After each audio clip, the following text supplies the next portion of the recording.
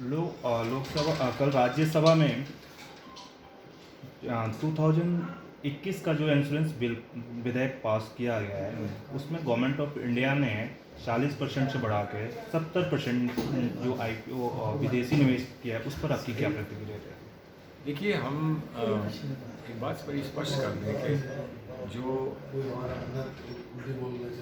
बदलती हुई एक अर्थव्यवस्था है पूरे विश्व की और हमारे अपने देश की, उसमें नई परिवर्तन आ रहे हैं और वो परिवर्तन अनिवार्य माने जाते हैं इसलिए कि न्यू इकोनॉमी में उसके बिना रहा नहीं जा सकता। लेकिन जहाँ तक निवेश का और इन्वेस्टमेंट का, फॉरेन इन्वेस्टमेंट का सवाल है, उससे जो कंट्रोल है वो भारतीयों के हाथ से बाहर चला जाता है। और ये एक बहुत महत्वपूर्ण एक सेक्टर है जो इंश्योरेंस का जो सरमाया है, जो सरमाया इकट्ठा होता है इंश्योरेंस में, उसका बहुत सारा बड़ा हिस्सा जो है वो डेवलपमेंट के काम में लगता है, देश में विकास के काम में लगता है। अब वो अगर किसी और के हाथ में जा रहा है, बाहरी शक्तियों के हाथ में जा रहा है, तो उसका कैसा प्रभाव पड़ेगा हमारे अपने डेवलपमेंट सेक्टर पे, ये एक बहुत बड़ा सवाल है। इन बातों पे चर्चा गंभीरता से हो, खुलकर हो, पारदर्शिता के साथ हो, तो बात समझ में आएगी।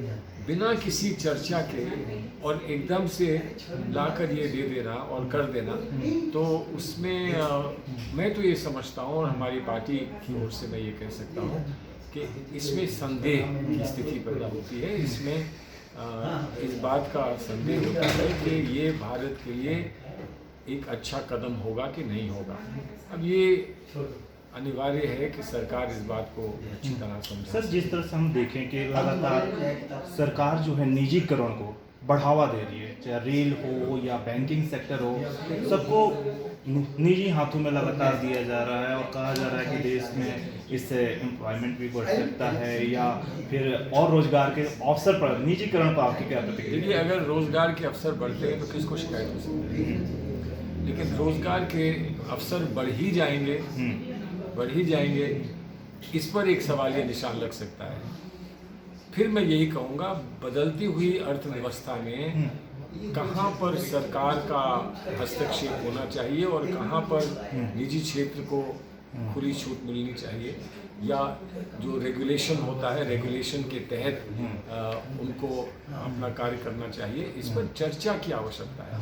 हमारे देश की बड़ी विचित्र परिस्थितियाँ हैं और हमारे यहाँ किस चीज़ की आवश्यकता है? हमारे यहाँ labour intensive business, labour intensive industry की आवश्यकता है। नहीं तो कहाँ ये लोग जाएंगे जो लाखों करोड़ों बच्चे निकल कर पढ़ लिख कर बाहर आ रहे हैं? वो अब खेती में तो रह नहीं सकते, ना रहना चाहते हैं, तो खेती से बाहर आएंगे तो उन्हें रोजगार कहाँ मिलेगा?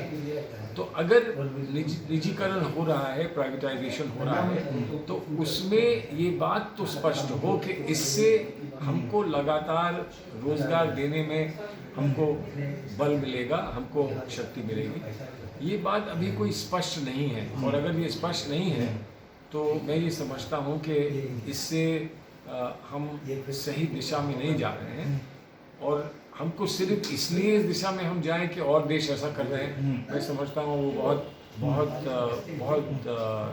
जो है वो बहुत दूर तक की सोच नहीं। सर, जिस तरह से हम देखें कि लोकसभा में अभी पीयूष गोयल जी ने कहा कि अगर सड़कों पर प्राइवेट गाड़ियां दौड़ती हैं तो कोई किसी को आपत्ति नहीं है, लेकिन भारत सरकार और जो रेलवे में निजीकरण कर रही है उसमें जो प्राइवेट ट्रेन चलेंगी उससे किसी को कोई आपत्ति नहीं होना चाहिए।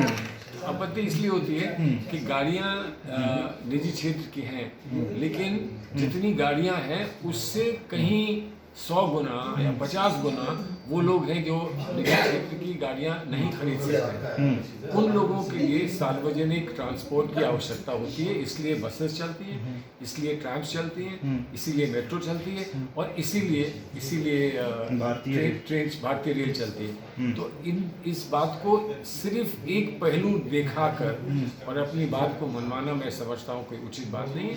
अगर आप में विश्वास है, आप जो कर रहे हैं वो आप समझते हैं सही है, तो खुलकर और आंकड़ों के साथ आपको पेश करना चाहिए। सर, एक सवाल है कि वसीम रिजवी ने अभी हाल ही में कुरान की 26 आयतों को हटाने की बात कही है, तो सर इस पे आप क्या कहना चाहेंगे कि 26 जो आयतें उन्होंने बोला कि देश की एकता और अखंडता पे इसका प्रभाव पड़ रहा है? लेकिन मैं आपको एक बात बताऊं, कुरान पाक की का इतिहास जो है वो ये था कि शुरू से लोगों ने हिफ्ज़ किया था कुरान पाक, और उसका कारण क्या था कि अगर दुश्मन आकर कुरान पाक को जलाने की भी कोशिश करें, जो दिल में है कुरान पाक वो सुरक्षित रहेगा। इसलिए कुरान का हिफ्ज़ का ट्रेडिशन रहा है और लाखों करोड़ लोग कुरान पाक को हिफ्ज़ करते हैं, और इसलिए आयतें निकालने की कोई बात कहे वो तो बहुत अलग बात है।